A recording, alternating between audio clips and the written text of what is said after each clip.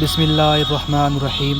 शुरू अल्लाह के नाम से जो बड़ा मेहरबान और नहायत रहम वाला है।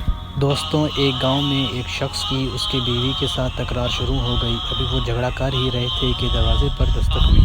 खावंद ने देखा कि ये तो उसका रिश्तेदार है। उसने उसे बैठक में बिठाया और अपनी बीवी से कहा कि मेहमान के लिए कुछ खाने का बंदोबस्त करो। वो गुस्से में थी और कहने लगी कि ना तुम्हारे लिए कोई खाना है और ना ही तुम्हारे मेहमान के लिए।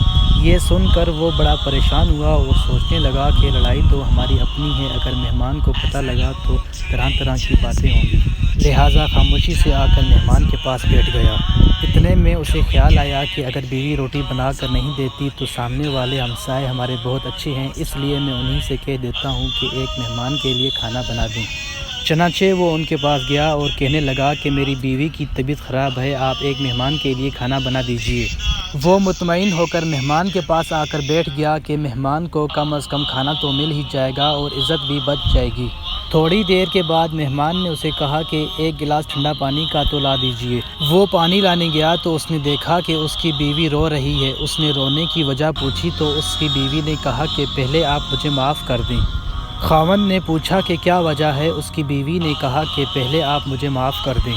खैर, उसने कहा कि जो लड़ाई झगड़ा हुआ है मैंने उसे दिल से निकाल दिया है और मैंने तुम्हें माफ़ कर दिया है। वो कहने लगी कि जब आपने मुझे कहा कि मेहमान के लिए खाना लाओ तो मैंने गुस्से में कहा कि ना तुम्हारे लिए कोई खाना है और ना ही तुम्हारे मेहमान के लिए। अलबत्ता मैंने सोचा कि ये लड़ाई तो मेरी और आपकी है, हमें इस मेहमान के सामने ये बात वाज़ेह नहीं करनी चाहिए। चनाचे मैं उठी कि मेहमान के लिए खाना बना देती हूँ। जब मैं बावर्ची खाने में गई तो मैंने देखा कि जिस बोरी में हमारा आटा पड़ा होता है उस बोरी से एक सफ़ेद रश आदमी आटा निकाल रहा है। मैं उसे देखकर सहम गई। उसने कहा कि ए खातून, परेशान ना हो, ये तुम्हारे मेहमान का हिस्सा है। अब चूँकि ये तुम्हारे हमसाए के घर पकेगा तो मैं ये आटा लेने आया हूँ।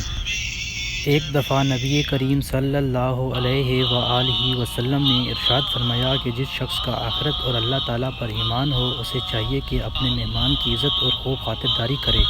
प्यारे दोस्तों, इस वाक़या और आप सल्लल्लाहु अलैहि वआलिहि वसल्लम की हदीस से हमें यह सबक मिलता है कि हमें अपने मेहमान के साथ इज़्ज़त और एहतराम से पेश आना चाहिए।